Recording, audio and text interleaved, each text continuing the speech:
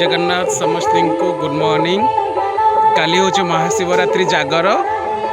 सो आज एक बार तो मु सब वर्ष जागर करे एक बार भी माने तो मु आसी आम गाँ शिव मंदिर को ब्रह्मेश्वर मंदिर तो देखिपे मु आसी जाइछि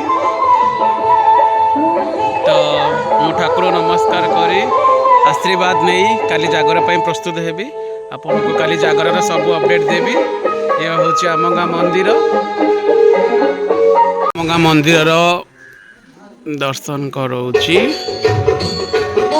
देखिपे एटा आम गाँ मंदिर जागर पर पूरा प्रस्तुत आज एक बार आपन को सब अपडेट देवी धीरे धीरे आप देखुवे माँ मंदिर दर्शन आपन को करोची।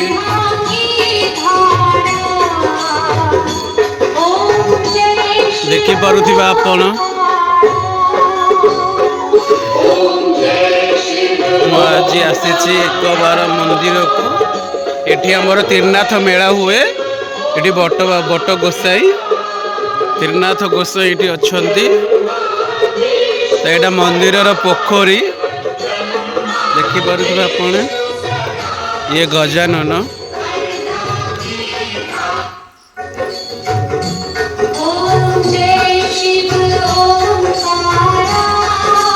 मो मंदिर आपन को देखौछि आपन देखि पारुथिबे तो नंदी महाराज एठी भी बट गोसाई बट बाबा नंदी महाराज मो मंदिर भीतर को जाउछि आपन देखि तो जागर पाई पूरा प्रस्तुत हो साइलानी।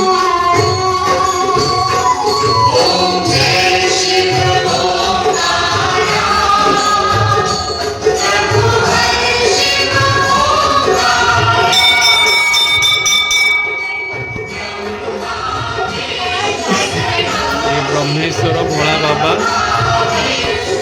बहुत विश्वास करे मु आपने देखिपे मंदिर भीतर एटा मंदिर दावा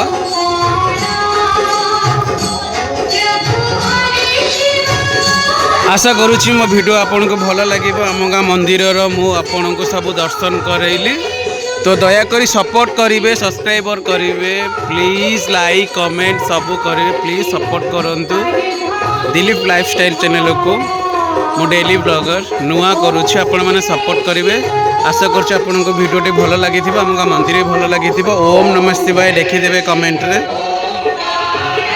तो सब्सक्राइबर करंतु लाइक करंतु कमेंट करंतु तो समस्ते खुशी रे रुहंतु। जय जगन्नाथ ओम नमः शिवाय समस्ते भल रुहंतु। मंदिर आम गाँ आपन को बहुत भल लगी आशा करुँची तो आपण माने लाइक सब्सक्राइबर करेंगे प्लीज कमेंट करेंगे सपोर्ट करेंगे। जय जगन्नाथ ओम नमः शिवाय।